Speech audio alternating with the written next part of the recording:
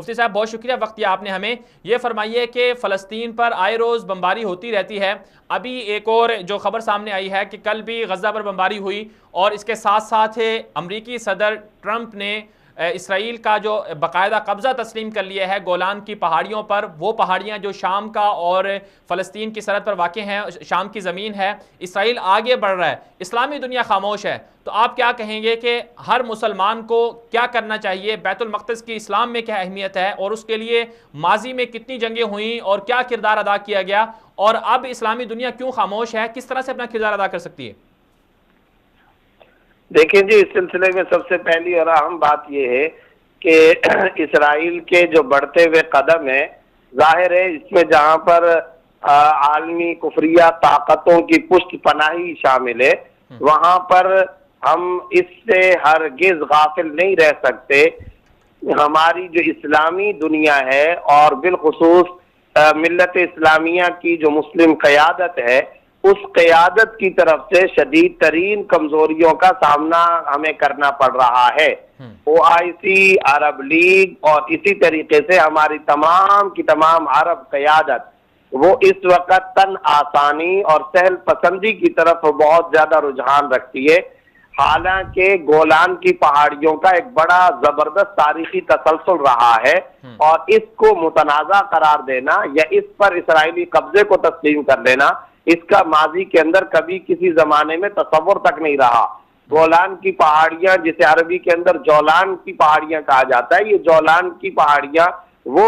اہم ترین خطہ ہے جس کے اوپر شام کا ہر دور کے اندر ایک زبردست اسٹریٹجک موقف رہا ہے، ترکی کا موقف رہا ہے. فلسطینی قیادت کے اس موقف کو عرب حکمرانوں نے ہر دور کے اندر تسلیم کر کے رکھا ہے. جب عرب لیگ اور مسلم قیادت، بالخصوص عرب ملکوں کی قیادت ایک تاریخی موقف رکھتی ہے، تو آج اگر اس کے اوپر قبضے کی شکل ہو رہی ہے تو کیوں اس تاریخی موقف کو دہرایا نہیں جا رہا؟ یہاں پاکستان کے اندر ہمیں یہ کبھی امید تو نہیں ہے کہ اسرائیل کو تسلیم کیا جائے گا. الحمدللہ ثم الحمدللہ یہاں پر افواج پاکستان اور مضبوط قیادت کی ہم صبح شام یہ بات سوچتے رہتے ہیں، سنتے رہتے ہیں، اداروں کی بات سنتے رہتے ہیں کہ اس معاملے میں پاکستانی مسلمان بہت زیادہ حساسیت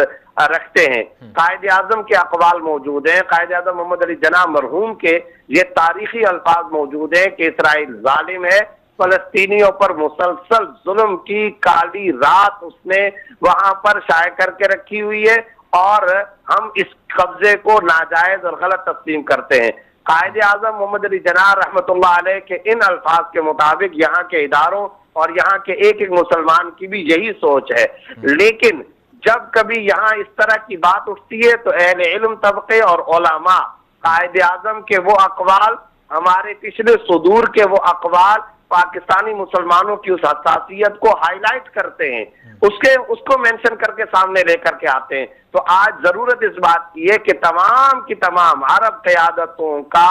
جولان کی پہاڑیوں پر جو تاریخی روایتی تسلسل کے ساتھ جو موقف رہا ہے، اس موقف کو ہائی لائٹ کیا جائے، اسے منظر عام پر لایا جائے، اور اس سلسلے میں تمام کے تمام عرب ممالک کے حکمرانوں کے سٹیٹمنٹس موجود ہیں. لیکن آج اس کی خاموشی اور معنی خیز خاموشی انتہائی تکلیف دہ ہے، اور مسلمان ذہنی طور پر اس سلسلے کے اندر کسی اور سٹیٹس کو تسلیم کرنے کے لیے تیار نہیں ہے. اور یہ وقت جبکہ امہ پر ایک کڑا زمانہ چل رہا ہے، کڑا دور چل رہا ہے، اس کڑے دور کے اندر پوری کی پوری امہ ایک فٹ قبضہ بھی غیروں کا تسلیم کرنے کے لیے یا اسرائیلیوں کا قبضہ تسلیم کرنے کے لیے تیار نہیں ہے. اور میں سمجھتا ہوں میڈیا کی اور مسلمان میڈیا کی بھی اس بات پر بڑی کڑی ذمہ داری عائد ہوتی ہے کہ عرب قیادتوں کے سابقہ موقف کو فوری طور پر ہائی لائٹ کیا جائے اور اسے میڈیا پر مینشن کیا جائے. جی مفتی صاحب، ایک اور سوال یہ ہے کہ کچھ لوگ یہ کہتے ہیں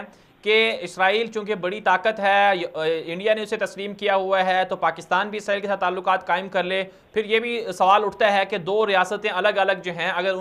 ان کا مسئلہ حل کر لیا جائے تو اس میں کیا قباحت ہے؟ تو پھر ماضی کا جو ایک اسلامی دنیا کا موقف رہا ہے کہ صلاح الدین ایوبی نے جنگیں لڑیں اور بیت المقدس کو فتح کیا، تو بہت سے لوگ جو جدید پاکستان کی بھی نوجوان یوتھ ہے یا اسی طرح سے کچھ لبرلز لوگ جو پاکستان کے عوام کو خراب کر رہے ہیں، تو وہ کہتے ہیں کہ یہ جو ماضی کی چیزیں ہیں وہ ختم ہو گئیں، اب اسرائیل دنیا کی بڑی طاقت ہے، اس کے ساتھ آپ لڑ بھیڑ نہیں سکتے، تو اس کے ساتھ تعلقات قائم کر لیں۔ تو اس حوالے سے آپ کیا کہیں گے کہ بیت المقدس کی اہمیت کیا ہے، اس پر جو جنگیں ہوئیں وہ کس لیے ہوئیں، اور اب نوجوانوں کو کیا پیغام دینا چاہیے؟ دیکھیں، اصل بات تو یہ ہے کہ اسرائیل خود کوئی بڑی طاقت نہیں ہے۔ ہمارا ڈے ون سے یہ موقف ہے کہ وہ اپنے قوت بازو اور اپنے زیر اثر اور اپنی طاقت کے بل بوتے پر کچھ نہیں کر سکتا۔ ظاہر ہے امریکی صدور کی، امریکہ کی اور دیگر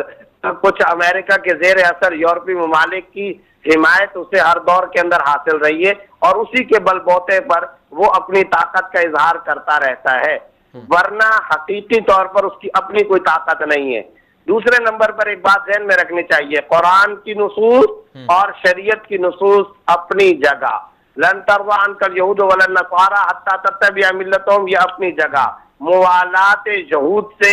ممانعت اور مواخات سے ممانعت، وہ ساری نصوص اور شرعی احکام کا جو پورے کا پورا ایک سلسلہ اور ذخیرہ ہے وہ اپنی جگہ۔ لیکن میں ایک اور نقطے کی طرف اشارہ کرنا چاہتا ہوں، وہ نقطہ یہ ہے کہ کچھ ریاستوں کے اساسی ایگریمنٹس ہوا کرتے ہیں، ان کے کچھ بنیادوں کے اندر داخل کچھ ایسے معاہدے ہوا کرتے ہیں کہ جس سے کبھی بھی وہ سر منہ انحراف نہیں کر سکتے۔ آج اسرائیل کے قبضے کو تسلیم کرنا یا اسرائیل کو بحیثیت اسٹیٹ اور ریاست تسلیم کرنا قائد اعظم سے غداری کے مترادف ہے،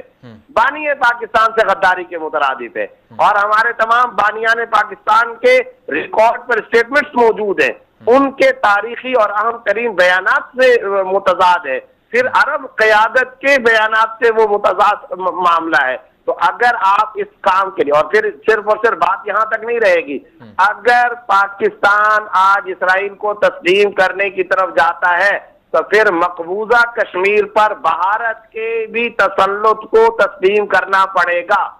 آپ کا ارکان اور برما کے برمی مسلمانوں کے حق کے خود ارادیت کا موقف بھی ختم ہوگا، کشمیر کا بھی موقف آپ کا ختم ہوگا، افغانستان کا آپ کے جو تاریخی اور حقیقی موقف ہے وہ بھی ختم ہوگا۔ پھر آپ یہاں تک نہ رہیں، پھر عرب ملکوں کے جغرافیے کو حتمی تسلیم کرنے کے موقف سے پیچھے ہٹنا پڑے گا۔ میرا آپ سے سوال یہ کہ کوئی ایک عرب ملک اس کے لیے تیار ہے کہ وہ اپنے جغرافیہ کو حتمی اور قطعی نہ قرار دے؟ اور کیا امت مسلمہ اس کو افورڈ کر سکتی ہے؟ کیا عالم اسلام اس کو تسلیم کر سکتا ہے؟ امارات کے جغرافیے کو تبدیل کیا جائے، مسقط کے جغرافیے کو تبدیل کیا جائے، سعودیہ کے جغرافیہ کو خدا معاف کرے، اللہ نہ کرے، خدا نہ خواستہ تبدیل کیا جائے، بحرین کو، قطر کو، کویت کو، امارات کو اور مسقط کو، عمان کو، ان کے جغرافیہ کو آپ حتمی تسلیم نہ کریں، کیا پھر یہ درست ہوگا؟